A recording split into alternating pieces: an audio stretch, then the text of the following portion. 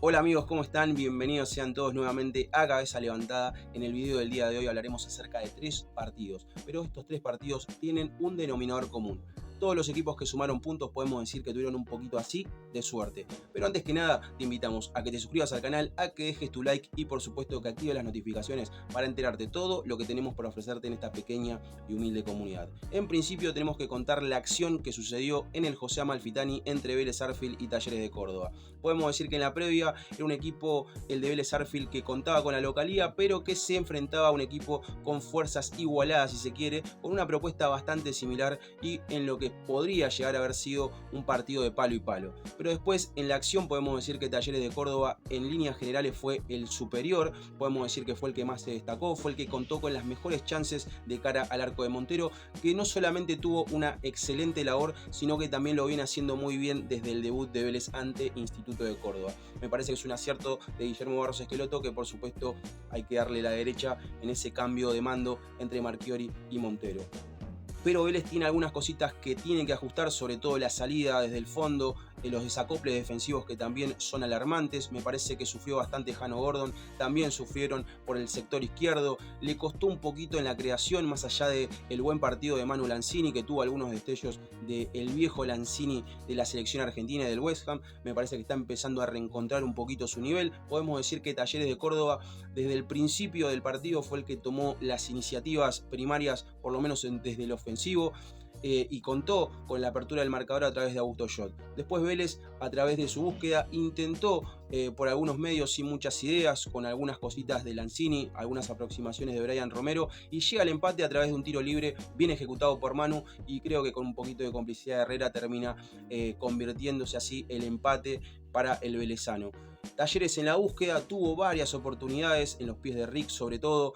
También tuvo una muy clara Ronaldo Martínez, no pudiendo vulnerar al arquero colombiano. Pero sobre el final del partido, en una buena combinación de Valdés y de Máger Carrizo, le queda un rebote al que regresó luego de un año de inactividad. Se trata de Joaquín García, un lateral derecho que tenía muchísima proyección para poder dar un salto a Europa, incluso teniendo también la venia de la selección argentina para poder formar parte de las convocatorias. Se termina lesionando quizás en su mejor momento, y termina regresando ayer con un buen remate al ángulo superior izquierdo de Guido Herrera, y logrando así los 3 puntos para el equipo de Liniers. Podemos decir que Vélez contó con esa cuota de fortuna, contó quizás en algunos momentos clave con la pelota en los pies, siendo un poquito más lúcido y siendo más certero de cara al arco rival. Puntos altos, podemos marcar que Manu Lanzini está recuperando el nivel, algunas cositas de Baeza. Podemos decir que Montero fue el más destacado, pero si vamos al análisis general, tenemos que decir que Vélez tuvo un poquito de suerte de campeón, vaya a saber uno, pero en la cancha del Fortín podemos decir que Vélez sumó sus segundos 3 puntos, logrando así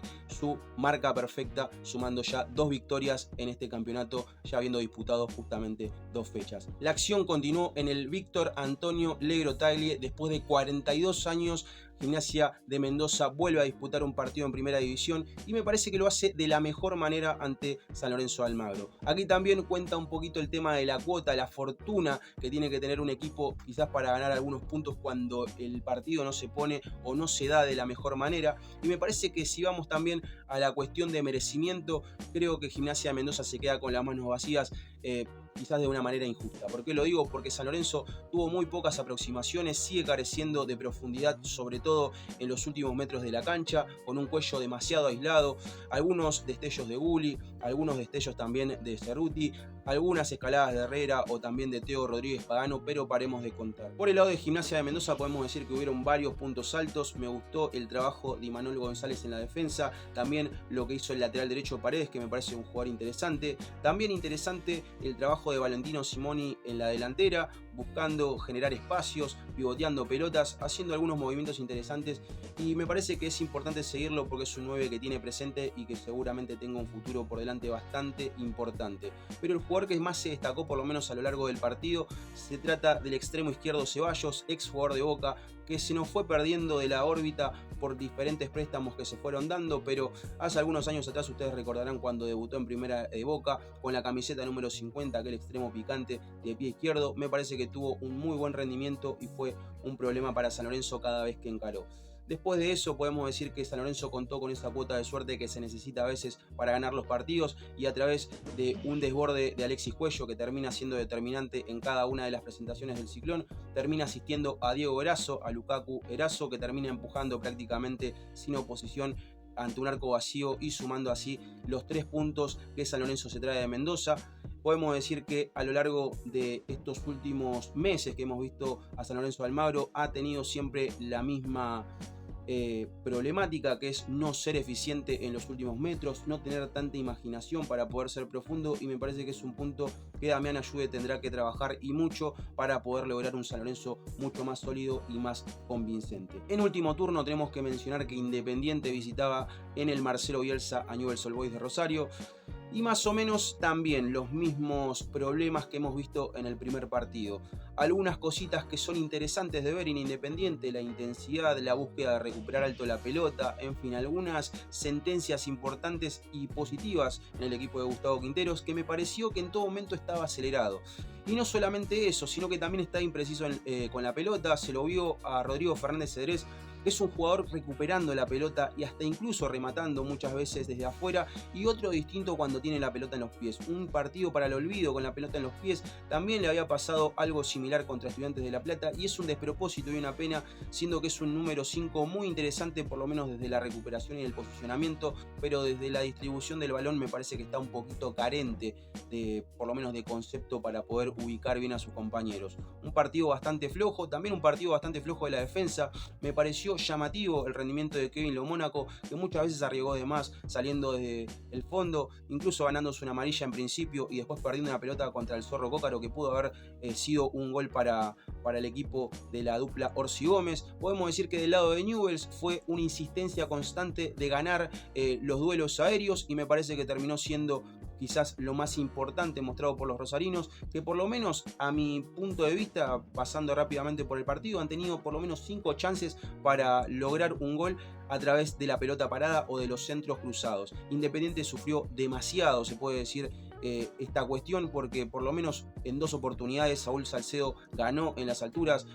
Goitea también ganó en 2 oportunidades, me acuerdo también un cabezazo de Cócaro. Sobre el final Newell's Old Boys consigue el empate a través de Michael Hoyos, y quizás le pone un poquito de justicia al resultado, que si hilamos fino me parece que se lo tenía que haber llevado el conjunto de la dupla, porque incluso tuvo la oportunidad para poderlo lograr a través de un cabezazo de Goitea que se fue muy pero muy cerca.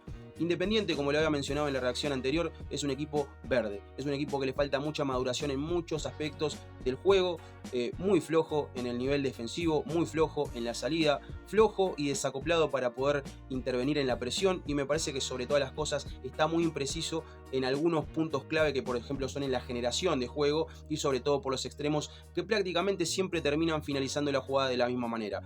Me parece que estuvo muy flojo el trabajo de Leo Godoy. Quizás la defensa, Fedorco estuvo con una buena y una mala. Me sorprendió el trabajo de Kevin Lo Mónaco, que me parece que se lo notó incómodo siendo segundo marcador central, incluso perdiendo algunas pelotas dentro del manejo, que es uno de sus fuertes. Pero a Independiente le faltan cosas. Quizás podríamos rescatar el rendimiento de Gabriel Ábalos, que viene recuperándose y viene encontrando las mejores sensaciones dentro de su rendimiento, pero a este Independiente le falta mucho, más allá de las incorporaciones en este partido de Rodrigo Millán y de Ignacio Malcorra. Me parece que el libreto no cambió mucho, y me parece que en vez de sumar quizás un poquito más desde el rodaje, ha restado mucho en su rendimiento. Este fue el análisis de estos 3 partidos. Espero que se hayan quedado hasta el final, y si lo has hecho te invito a que dejes tu like, a que te suscribas al canal y que actives las notificaciones para enterarte todo lo que tenemos por ofrecerte en esta pequeña y humilde comunidad. Esperen más reacciones, esperen próximas transmisiones en vivo, y por supuesto muchísimas gracias a todos ustedes. Los espero en un próximo video, en una próxima transmisión. Por supuesto, muchísimas gracias y nos vemos en un próximo video.